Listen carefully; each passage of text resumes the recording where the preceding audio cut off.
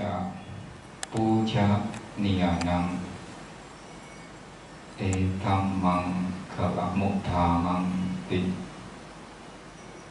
memuja kepada yang patut dipuja itulah berkah utama.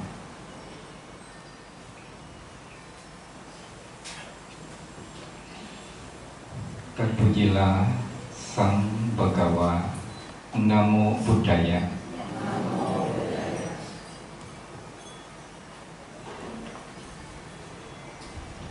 Yang termuliakan Bhikkhu Sangga,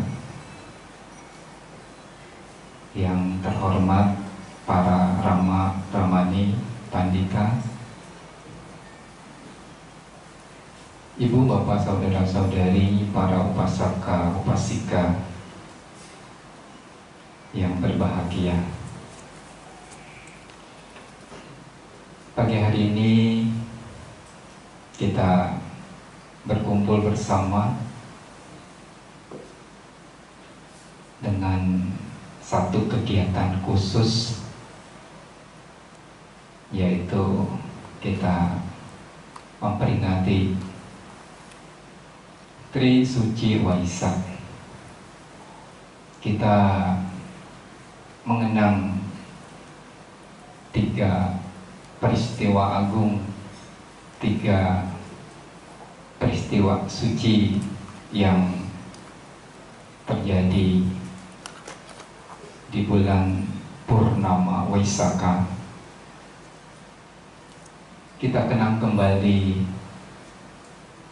peristiwa kelahiran dari seorang bodhisatta, calon Buddha. Kita kenang pencapaian pencerahan dari seorang Petapa Siddhartha, dan juga kita mengenang Mahaparinibbana atau wafatnya Guru Agung kita, Sama Sambuddha. Pagi hari ini kita khusus melakukan puja. Kita tujukan kepada Guru Agung kita. Kebajikan-kebajikan sudah dilakukan, diawali dengan persembahan pindapata kepada Bhikkhu Sangga, melakukan puja di altar Sang Buddha, memperbarui sila, pembacaan sutta, pembacaan Dhammapada, syair-syair Dhammapada, melakukan metta bawana. Nah, kini kebajikannya dilengkapi lagi dengan mendengarkan Dhamma.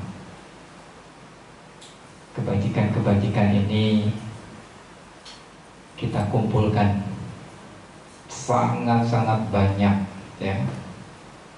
Kalau mau dihitung jumlahnya, ya, dalam waktunya juga sudah cukup panjang, ya, dari pagi sampai jam sekarang ini. Ya.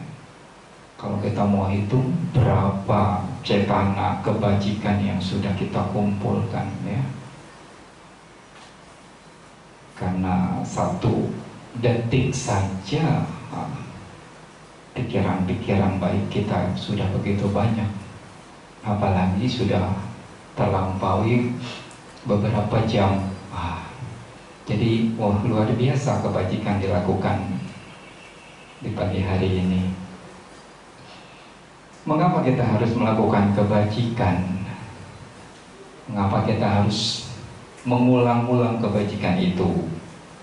Tentu karena ada alasan, ya, dan sangat-sangat bermanfaat. Kita perlu berbuat baik, kita perlu mengulang-ulang kebajikan. Alasan yang pertama adalah untuk mencegah keburukan. Karena di saat kita berbuat baik, momen saat kita berbuat baik, di saat itu tidak ada keburukan, tidak ada kejahatan. Di momen kita berbuat baik, secara otomatis pengotor batin kita, kilesa kita tertekan, dia tidak berkembang. Ya, saat kita berbuat baik, pastinya di saat itu tidak ada kilesa, pengotor batin kita tidak berkembang, pengotor batin kita itu tertekan. Nah, mengapa harus ditekan pengotor batin ini? Kalau bisa dilenyapkan. Mengapa kejahatan ini harus dicegah, ya, dengan cara terus berbuat baik? Karena kejahatan pengotor batin ini adalah pengkondisi terlahirnya di alam-alam rendah, di alam-alam sengsara. Dengan kata lain, kita berbuat baik, mengumpulkan kebajikan, menekan keburukan, ya, menekan pengotor batin tidak berkembang, sekaligus kita menghindari kelahiran di alam-alam rendah. Ya. Ini hal pertama mengapa kita harus berbuat baik, mencegah keburukan agar kilesa tidak berkembang, sekaligus mengkondisikan terhindar dari kelahiran di alam rendah. Hal yang kedua, mengapa kita harus berbuat baik dan terus mengulang lagi kebajikan-kebajikan itu? Agar menjadi satu kebiasaan. Ya, kita berbuat baik, kita ulang-ulang itu agar menjadi satu kebiasaan. Dengan kebiasaan ini, kebiasaan berbuat baik itu akan membentuk karakter, sifat kita, sifat yang baik. Sesungguhnya demikian pula kalau kita berbuat buruk, berbuat jahat, kita ulang-ulang, yang menjadi satu kebiasaan, maka kita akan membentuk sifat buruk, karakter buruk. Nah, kalau yang kita ulang-ulang kebajikan, yang membentuk sifat yang baik. Seperti saat tadi pagi melakukan pindapata, nah, berdana kepada para biku. Kalau diulang-ulang, berdana lagi, ini akan membentuk satu sifat jaga kedermawanan, senang memberi, ya, senang melakukan berdana, membentuk jaga kedermawanan. Dan kalau tadi dibilang yang pertama mencegah keburukan, sebenarnya sekaligus saat kita berdana itu mencegah keburukan, sifat kikir, ya, kilesa, pengotor batin dalam bentuk kekikiran, dalam bentuk kemelekatan, saat itu disingkirkan. Karena kalau orang yang dikuasai oleh kekikiran, dikuasai oleh kemelekatan, mana mungkin mau memberi, mana mungkin mau berdana, ya. Sifat kikir, sifat tidak suka memberi, saat memberi itu, ya, hilang. Ya, yang adalah sifat yang baik itu memberi, dan sekaligus membentuk karakter, ya. Kalau diulang-ulang membentuk karakter, sifat dermawan, jaga. Nah, begitu juga sesungguhnya kalau berbuat buruk, ya, mengulang-ulang keburukan, awalnya sekali, diulang lagi menjadi satu kebiasaan, membentuk sifat, membentuk karakter, dan sulit untuk dilenyapkan. Kalau sudah terulang membentuk sifat, membentuk karakter, sulit untuk dihilangkan. Misalnya, awalnya minum minuman alkohol atau obat-obatan terlarang satu kali, besoknya beberapa saat kemudian, beberapa waktu kemudian diulang lagi menjadi kecanduan, membentuk sifat, ya, sehingga kalau tidak terpenuhi itu menuntut dia, akan membuat tubuhnya juga tidak nyaman, karena sudah merasuk, ya. Ini sifat yang buruk. Kalau diulang-ulang membentuk karakter kita, sifat kita menjadi satu kebiasaan. Begitu juga sifat buruk, misalnya berjudi satu kali, diulang lagi, ya, membentuk karakter, membentuk sifat, bahkan mendapatkan julukan si penjudi, nah, karena sering diulang-ulang. Nah, maka pentingnya adalah kita berbuat baik, mengulang kebajikan-kebajikan, membentuk karakter kita, karakter yang baik. Ini hal yang kedua, mengapa harus berbuat baik dan mengulang kebaikan itu. Hal yang ketiga, kita harus berbuat baik sesungguhnya dengan alasan agar harapan-harapan kita, keinginan-keinginan kita dapat tercapai. Karena kebajikan adalah pengkondisi tercapainya keinginan kebahagiaan kita. Baik itu keinginan memperoleh kebahagiaan duniawi, keinginan untuk memperoleh kebahagiaan surgawi, bahkan untuk mencapai kesucian,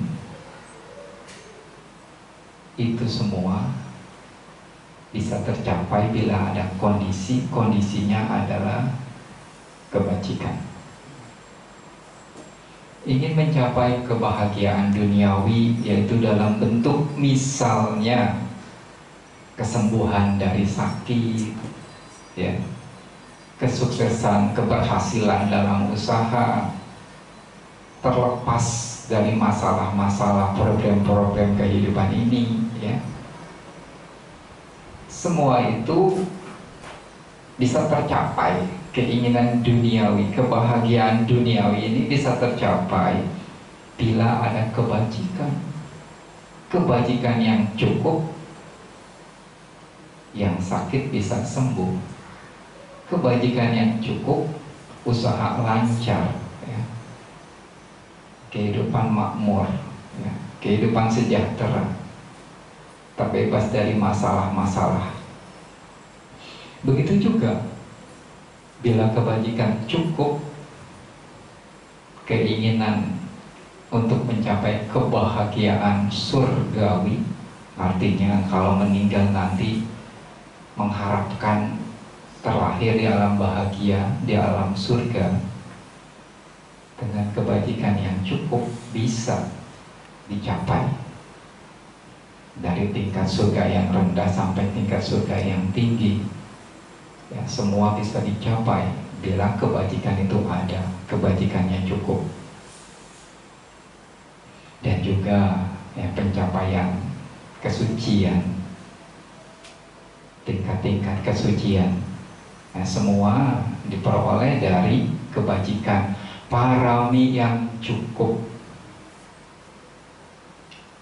Kalau paraminya sudah cukup, ya, maka bisa tercapai kesucian. Maka sering dengar ya cerita-cerita yang ada di dalam suta-suta. Sesungguhnya karena mereka yang gampang sekali kedengarannya mencapai kesucian, itu karena paraminya sudah cukup, kebajikannya sudah cukup. Dengan mendengar dhamma saja langsung terbuka mata batinnya, ya, langsung mencapai tingkat kesucian pertama. Sesungguhnya kenapa ya? Karena sesungguhnya paraminya sudah cukup. Kalau nggak ada parami, kebajikannya belum cukup, ya seumur hidup terus mendengarkan dhamma, ya nggak nyampe-nyampe, nggak suci-suci. Nah, karena paraminya belum cukup, kebajikannya belum cukup. Nah inilah, kalau kebajikan kita cukup, nah, apa yang kita harapkan, apa yang kita inginkan, baik itu kebahagiaan duniawi, kebahagiaan surgawi, bahkan tingkat-tingkat kesucian, nah, bisa kita capai. Nah, ini ada 3 alasan mengapa kita harus berbuat baik, mengapa kita harus mengulang-ulang kebajikan itu. Nah, demi tertekannya kilesa jangan sampai berkembang, ya, artinya kita tidak mengkondisikan berbuat buruk, karena bila kebajikan dilakukan otomatis saat itu gak ada keburukan. Demi membentuk karakter sifat yang baik, dan juga demi mencapai keinginan-keinginan kebahagiaan duniawi, surgawi, dan kesucian. Maka perlu bagi kita mengulang lagi kebajikan itu, ya. Seperti yang dilakukan saat ini, ibu bapak saudara saudari melakukan puja, memuja kepada yang pantas, yang patut, yang layak untuk dipuja, yang patut untuk dihormati.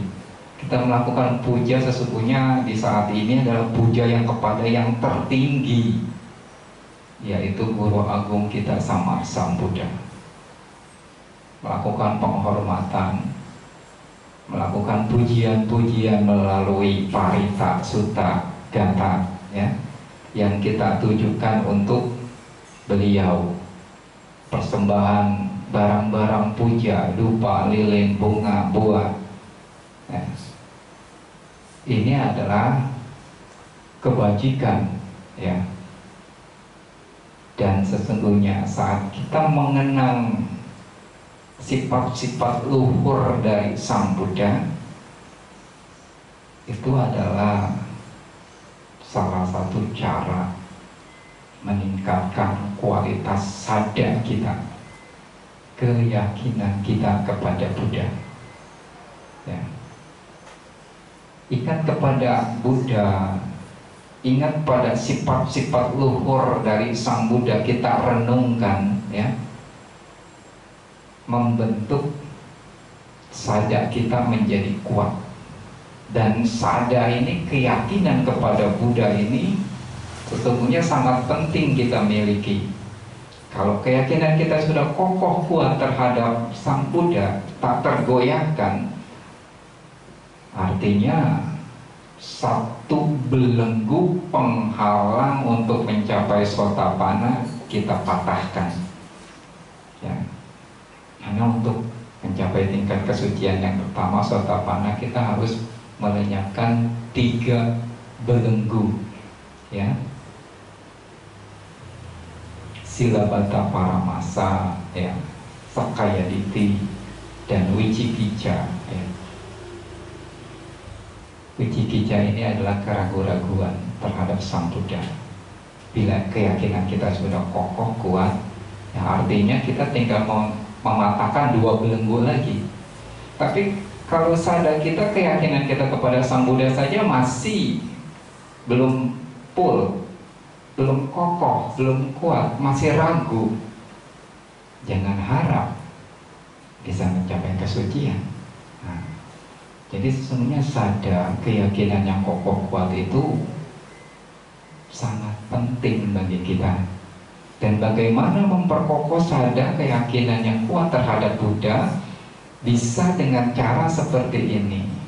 Puja bakti yang kita tujukan kepada Sang Buddha dengan merenungkan sifat keluhuran dari sifat-sifat beliau ya, yang ada di dalam Buddha Nusati. Ibu, bapak, saudara-saudari, berkaitan dengan Tri Suci Waisak, Sangga Theravada Indonesia di tahun 2023 tahun ini ya, 2567 tahun Buddhis yang mengambil satu tema memperkokoh moral, membangun kedamaian bangsa. Dengan tema ini sesungguhnya ya, Sangga ingin mengingatkan kepada umat Buddha tentang kemoralan. Harus diperkokoh moralnya. Sila kemoralan harus diperkokoh. Sila yang kokoh kuat akan membentuk kedamaian. Kedamaian dari pribadi-pribadi ini kalau terus ya semua masyarakat Indonesia memperkokoh moralnya, tercipta kedamaian bangsa. Karena satu bangsa itu berasal dari per individu, masing-masing individu membangun kedamaian dengan cara memperkokoh moral, sila. Sekaligus diingatkan tentang sifat luhur dari bodhisatta ya, bodhisatta untuk mencapai kesempurnaan menjadi sama Sang Buddha. Salah satu parami yang harus disempurnakan adalah sila parami. Harus sempurna parami silanya untuk mencapai kesempurnaan menjadi sama Sang Buddha. Diingatkan kembali tentang moral sila ini. Apa itu sila kemoralan? Atau ini adalah tata kebiasaan ya. Sila kemoralan ini ya termasuk juga etika, tata kebiasaan, aturan-aturan yang ada di dalam satu tempat yang harus dipatuhi. Itu sila, itu kemoralan, tata kebiasaan. Di mana sila ini adalah berhubungan dengan tubuh. Ya, tindakan melalui tubuh dan juga ucapan. Sila yang baik, moral yang baik, ya orang yang tahu etika, tahu aturan, ya tingkah lakunya, perbuatan jasmaninya dan juga ucapannya akan tertata baik, terkendali dengan baik. Tubuh jasmaninya, ucapannya tidak akan membuat makhluk lain menderita. Kenapa? Karena dia bisa kendalikan tubuh dan ucapan. Nah, kita diingatkan tentang ini, mengendalikan tubuh jasmani dan juga mengendalikan ucapan, tutur kata ya. Tentang sila, kalau kita ambil dari jalan Arya berunsur 8 yang termasuk dalam sila ini, yaitu adalah ucapan benar, tindakan benar, dan pencaharian benar. 3 dalam 8 jalan Arya berunsur 8 ini. Nah, coba kita ingat kembali, ya. Kita renungkan kembali sejauh mana moral kita, sila kita yang sesuai dengan jalan Arya berunsur 8 ini. Nah, ini perlu kita renungkan. Sehingga kalau misalnya di sana nanti masih ada cacat, masih ada bolong pelaksanaan sila kita, ya, kita perbaiki. Ini perlu kita merenung, perlu kita mengenang, ya. Sehingga dengan merenungkan sila kita, moral kita, kalau memang tahu itu masih ada cacat, masih bolong, masih belum sempurna, kita berusaha untuk memperbaiki. Ya. Tentang ucapan benar. Ucapan benar ini adalah menghindari berbohong, menghindari menghasut, menghindari berkata kasar, menghindari membual atau omong kosong. Sejauh mana kita sudah menghindari yang berhubungan dengan ucapan ini tentang 4 hal ini? Tentang berbohong, tentang menghasut. Tahu menghasut? Menghasut itu boleh dibilang mengadu domba. Satu orang dengan orang lain itu karena terlihat rukun, kita nggak suka, kita adu domba, akhirnya pecah. Mereka nggak lagi bersatu, diadu domba karena hasutan. Nah, tentang berkata kasar, biasanya kata kasar ini hubungannya karena di dalam batin ada kebencian, ada kemarahan, ada ketidaksukaan. Bila seseorang itu sudah dibakar dengan kebencian, kemarahan, ketidaksukaan, maka akan keluarlah kata-kata kasar itu, caci maki, umpatan, ya. Tujuannya apa? Demi terlampiaskannya perasaan yang ada di dalam, dikeluarkan. Dan tujuannya juga adalah agar orang yang mendengar itu sakit hati dan menderita. Kalau orang berkata kasar kan seperti itu. Tidak mungkin orang itu berkata kasar, mencaci maki, tujuannya agar orang itu bahagia, senang mendengarnya. Tidak mungkin. Ya. Dia ingin orang itu menderita, orang itu sakit hati, ya. Maka dilakukanlah dengan kata-kata yang kasar, umpatan, cacian, ya. Karena panas membara di dalam batinnya, ya. Kemudian yang berkenaan dengan, ya, membual, ya, omong kosong. Apa membual omong kosong? Omongan-omongan, ucapan-ucapan yang tidak bermanfaat, tidak berguna, ya. Cerita-cerita yang bukan kenyataan, ya. Misalnya suka cerita film, suka cerita sinetron, suka cerita tentang pertandingan-pertandingan, permainan-permainan.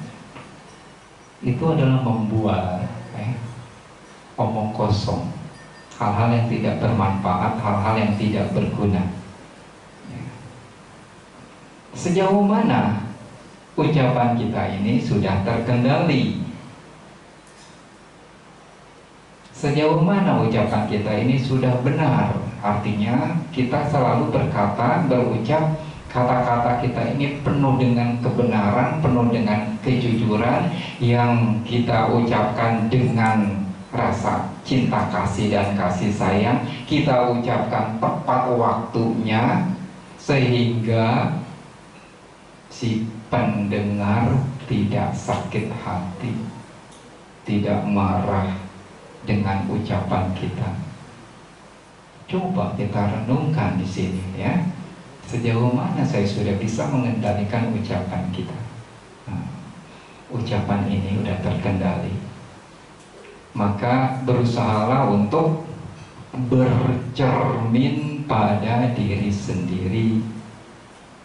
Sebelum ucapan itu terlontar dari mulut kita, kita bercermin dulu ke dalam ya. Kalau saya mendengar kata-kata yang seperti ini, oh saya akan sakit hati. Saya marah karena tutur kata ini tidak enak. Kalau sudah direnungkan seperti itu, jangan sampai kata-kata ini keluar, jangan sampai kata-kata ini terucapkan. Kenapa? Orang lain juga sama. Kalau kita sakit hati dengan kata-kata itu, orang yang mendengar juga sama akan sakit hati. Maka perlu kita tahan, kita cegah, jangan sampai ucapan itu terlontar. Nah, tapi kalau setelah merenungkan, oh saya mendengar kata-kata ini saya senang, saya bahagia, kata-kata ini penuh dengan makna, bermanfaat ya, berguna buat kemajuan saya, dan memang itu satu kebenaran. Nah, setelah direnungkan seperti itu, barulah kata-kata itu kita ucapkan. Dan jangan lupa, walaupun itu satu kebenaran, satu kejujuran, harus tanyanya harus ada, harus disampaikan tepat waktunya, jangan sampai salah. Karena kadang-kala walaupun itu satu kebenaran, satu kejujuran, momennya tidak tepat, membuat orang lain juga tambah menderita. Nah, kalau nggak tepat waktunya dan cara penyampaiannya juga salah, ya, artinya nggak dengan kasih sayang, ya. Contohnya apa? Bisa saja kata-kata kebenaran itu akan membuat penderitaan bagi orang lain. Walaupun itu kebenaran, walaupun itu kejujuran, tapi tidak disampaikan dengan kasih sayang, nggak ada panya di sana, ya, nggak disampaikan tepat waktunya, bisa saja, ya, seperti misalnya ada orang yang mungkin saudara kita atau keluarga kita atau orang tua kita udah sakit parah, ya, kemudian kita dikabari oleh dokternya bahwa ini sepertinya usianya nggak bakalan lama. Itu kata-kata dari dokter, wah ini nggak bakalan bisa terselamatkan. Karena merasa nggak boleh berbohong, harus jujur, harus berkata benar, si sakit bertanya langsung dikasih jawaban, umurnya tinggal beberapa hari lagi. Apa yang terjadi dengan si sakit? Stres karena usianya sebentar lagi. Harus tahu waktu menjelaskannya, ya, disampaikan dengan kasih sayang, ada panya di sana, sehingga tidak membuat orang yang mendengar itu menderita, orang yang mendengar itu sakit hati, ya. Ini berkenaan dengan ucapan yang harus kita jaga, disaring dulu, ya, disaring dulu. Ada filter di dalam batin sebelum keluar. Nah, kalau sudah disaring, sudah difilter, nanti keluarnya kata-kata itu tidak akan membuat orang lain menderita. Ya, ini berkenaan dengan ucapan. Diingatkan pula tentang tindakan yang benar. Sejauh mana ibu bapak saudara-saudari sebagai umat Buddha sudah bertahun-tahun menjadi umat Buddha, setiap kali ada Bante yang ceramah selalu mengulang, memohon untuk, ya, memperbaharui sila. Sejauh mana sila yang sudah diulang-ulang itu diterapkan dalam kehidupan sehari-hari, berkenaan dengan tindakan, perbuatan melalui tubuh. Ya, ini ada 3, yaitu berusaha untuk tidak membunuh, tidak mencuri, tidak asusila, berkaitan dengan tubuh jasmani tindakan kita.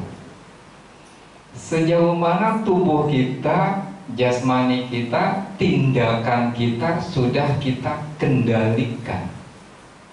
Nah, perlu kita renungkan juga tentang sikap tubuh ini. Apakah selama ini saya sudah bisa benar-benar menjaga tubuh ini tidak pernah membunuh? Apakah masih bolong? Kalau ada semut, ada nyamuk, ada kecoa, masih saja dilakukan pembunuhan. Nah, berarti silanya belum sempurna. Berarti kalau semut kan dapat apa? Semut kan kecil itu, hanya serangga lagi, dibunuh juga nggak apa-apa. Ya, walaupun itu seekor semut kecil, kalau dibunuh ya tetap pembunuhan, tetap pelanggaran sila. Ya, walaupun kecil, karena dalam sila yang berkaitan dengan pembunuhan, ya, kalau ada 5 faktor penyebab terjadinya pembunuhan terpenuhi, ya, itu menjadi satu pembunuhan. Adanya makhluk hidup, dengan sadar tahu makhluk itu masih hidup, ada cetana, kehendak, niat untuk melenyapkan, untuk membunuh, kemudian dilakukan usaha, entah oleh diri sendiri, entah nyuruh orang lain, entah dengan tangan, entah dengan alat, entah dengan air disemprot-semprot, dengan rasa jeruk atau apa, nah, disemprot-semprot, nah, dan matinya makhluk itu. 5 faktor penyebab terjadinya pelanggaran sila pertama terjadi, yaitu pembunuhan.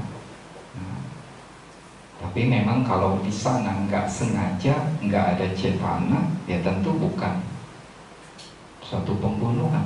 Misalnya saat membuka pintu, menutup pintu, nah, kita tidak tahu di antara daun pintu, pinggir pintu itu, daun pintu pinggirnya dengan kusen pintu, di sana ada cicak, ada kecoa, mungkin ada semut. Kita tutup pintu, buka pintu, akhirnya serangga atau binatang yang ada di sana mati karena tergencet, ya, terhimpit, nah, mati. Tapi kalau di sana nggak tahu, 5 faktor nggak ada, nggak terpenuhi, ya bukan pembunuhan. Maka sering terjadi kan kalau di rumah seperti itu, tahu-tahu sudah kering, disemutin, jatuh ke bawah pas saat nyapu, wah ini ada cicak yang mati, sudah kering. Siapa pelakunya nggak ada yang tahu, entah anaknya, entah ibunya, entah bapaknya yang menutup itu, nggak jelas. Itu bukan pembunuhan, karena faktor utamanya adalah cetana, kehendak. Tapi kalau dengan sengaja, kata Bante, kalau nutup pintu, buka pintu, ada binatang yang mati kena kegencet, itu bukan pembunuhan. Udah tahu di situ ada cicak, langsung aja tutup pintu, ya terjadi itu pembunuhan. Kenapa? Tahu, dan juga ada kehendak di sana. Jadi jangan diakal-akalin ya ibu bapak. Nah ini ya, sila yang berhubungan dengan tindakan pembunuhan, pencurian. Demikian juga dengan pencurian. Walaupun harganya enggak seberapa, mungkin boleh dibilang ya harganya enggak ada apa-apanya, ya, enggak ada nilainya. Tapi kalau itu milik orang lain dan ada si pemiliknya juga nggak mau barangnya berpindah dari dia, ya itu akan menjadi satu pencurian. Sejauh mana kita sudah menjaga tubuh ini jangan sampai mengambil barang milik orang lain, walaupun itu harganya nggak seberapa. Kalau ada 5 faktor lagi di sini ya persyaratan terpenuhi, ya itu pelanggaran. Ada barang, tahu barang itu ada pemiliknya, niat untuk mengambil, dilakukan usaha untuk mengambil, entah oleh diri sendiri atau nyuruh orang lain, atau memindahkannya dengan tongkat digeser gitu, dan berpindahlah barang itu bahkan menjadi miliknya. Tapi kalau dalam kitab ulasan itu dijelaskan berpindah saja sedikit dari posisi awal itu sudah masuk dalam tindakan pencurian.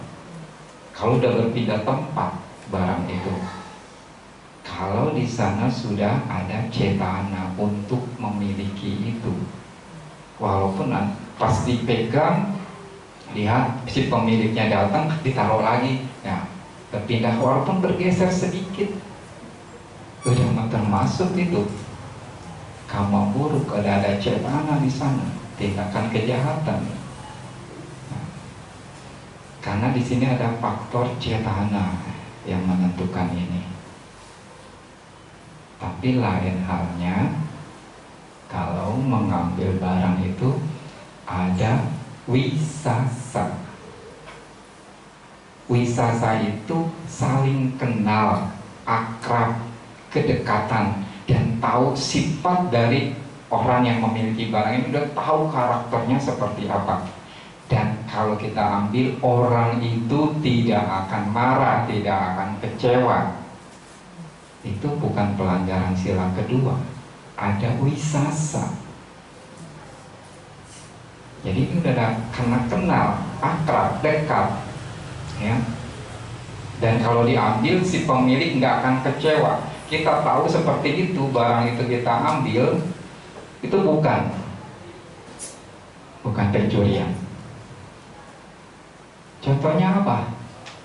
Ya, kalau di dalam keluarga, ya suami sama istri, istri sama suami, orang tua sama anak, anak sama orang tua mengambil barangnya tanpa pamit, tanpa permisi, tapi karena kedekatan, karena keakraban, karena tahu karakter masing-masing, dan kalau diambil tahu nggak akan kecewa, itu bukan pencurian. Misalnya si suami baru pulang kerja, letakkan saja dompetnya di atas meja sembarangan gitu, masuk ke kamar mandi atau apa, si istri lihat ada dompet di situ, tiba-tiba di depan ada tukang bakso, aduh pengen makan bakso, diambillah dari dompet itu beberapa lembar untuk membeli bakso tanpa pamit, tanpa minta sama si suami. Karena kedekatan, keakraban, dan karena tahu walaupun diambil si suami nggak akan marah, itu bukan pencurian. Begitu juga milik si istri, ya milik si istri diambil oleh si suami, karena suaminya juga tahu kalau barang-barang istrinya diambil ini si istri juga nggak bakalan marah. Itu wisasa, keakraban di sana ada, ya. Di sana ada ketika diambil tidak ada kecewa dari si pemilik.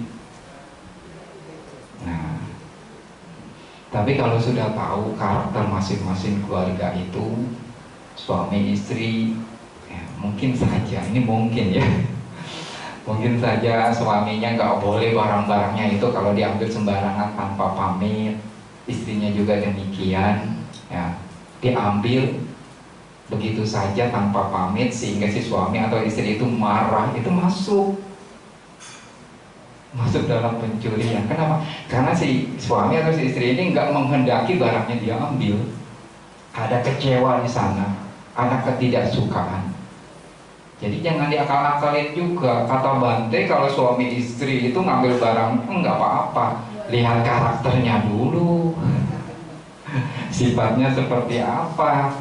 Jangan-jangan pulang dari sini ngambil sembarangan, nanti bilangnya kata Bante nggak apa-apa, langsung saya yang diomelin sama suaminya. ngajarin yang nggak bener katanya. Jadi harus tahu karakter sifatnya itu seperti apa, jangan sembarangan juga. Tapi umumnya kalau kami para biku itu sudah ada wisasa, tinggal di satu wihara, ya segala pasir kita, misalnya kita tinggal di satu kuti kita, biasanya kita udah siapapun biku yang mau tinggal di situ mau menggunakan alat-alat itu silakan saja. Kita punya wisasa itu biasanya. Nah, jadi bisa mempergunakan peralatan-peralatan yang ada di wihara itu, gitu, diikutinya. Ya. Nah ini berkaitan dengan tindakan melalui tubuh, ya, yaitu pencurian. Sejauh mana kita sudah bisa menjaga tubuh ini dari tidak mengambil barang yang tidak diberikan ini. Kemudian yang berkaitan dengan tubuh adalah tentang asusila. Sejauh mana punya pengendalian diri terhadap kesenangan-kesenangan indera yang berupa seks.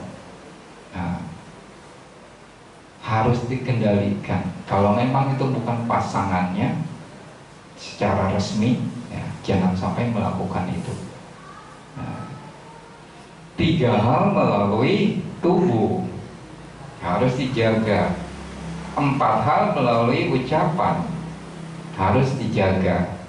Itu moral, itu sila. Kemudian kalau di dalam jalan Arya berunsur 8 ini yang masuk dalam sila adalah pencaharian benar. Nah, ini berkaitan dengan mencukupi kebutuhan hidup, ya, bermata pencaharian yang benar. Ini masuk dalam kemoralan, ini termasuk dalam sila, ya. Dalam mencari nafkah harus sesuai dengan dhamma. Hindari perdagangan-perdagangan yang bertentangan dengan dhamma, ya.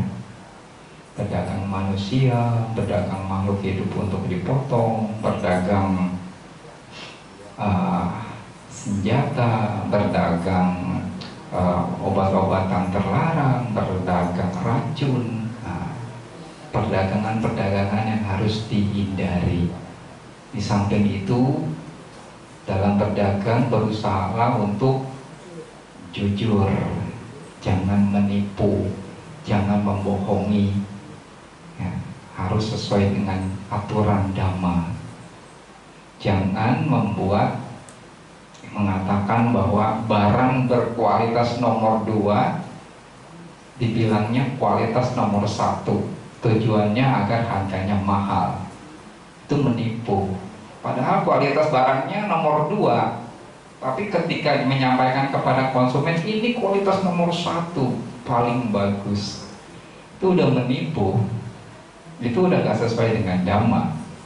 Itu udah bertentangan. Itu mata pencaharian yang salah.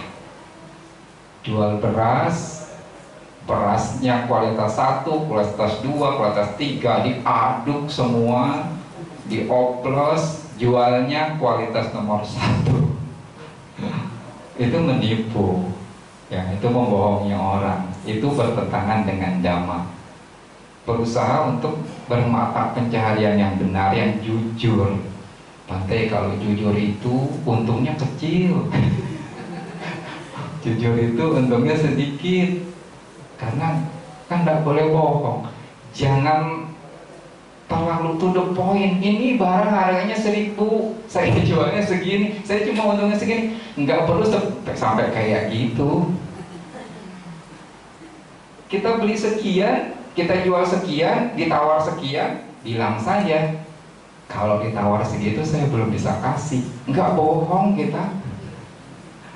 Nggak perlu mengasih tahu modalnya segala. Dengan berkata, kalau Anda menawar segitu, saya belum bisa kasih. Memang nggak mau dikasih kan kalau dibeli segitu, kita kan jujur apa adanya. Nggak mesti harus mengatakan nilainya waktu beli berapa, saya jualnya berapa. Nggak mesti. Demi kejujuran seperti itu terlalu lugu. Ya, terlalu lugu yang kayak gitu, ya. Nah, jadi kita nggak berbohong kalau demikian, karena memang kita nggak akan berikan kalau hanya ditawar segitu. Kalau ditawar segini saya bisa kasih. Nah, kita nggak perlu mengatakan modalnya. Nah, itulah ya berkenaan dengan ucapan ini yang bermata pencaharian juga ucapan harus benar. Jadi terkait dengan kemoralan, ya, bermata pencaharian, mata pencaharian yang benar, berusaha untuk mencukupi kebutuhan hidupnya dengan cara-cara yang sesuai dengan dhamma, jangan bertentangan dengan dhamma. Nah ini saja perlu kita renungkan, kita terapkan. Itu sebenarnya kalau sepanjang hari setiap saat kita laksanakan yang berkaitan dengan moral ini, masing-masing individu ya dari keluarga menerapkan kemoralan, nanti jadi satu RT, satu RW, kemudian dia jadi satu kelurahan, jadi satu kecamatan, dari satu kabupaten, jadi satu provinsi, lama-lama satu negara. Tercipta kedamaian berawal dari satu individu. Nah, maka terciptanya ya memperkokoh moral, ya, membangun kedamaian bangsa, ya, berusaha untuk kita memperkokoh moral dari diri sendiri. Kalau semuanya kokoh moralnya, terciptalah kedamaian bangsa. Nah, inilah ibu bapak saudara-saudari yang kita harus renungkan berkaitan dengan Waisak di tahun ini, ya. Semoga ibu bapak saudara-saudari bisa menerapkan tentang kemoralan ini, diperkokoh moralnya. Semoga bermanfaat. Akhir kata, Sabbi Satta Bhavantu Sukhitata. Semoga semua makhluk hidup berbahagia.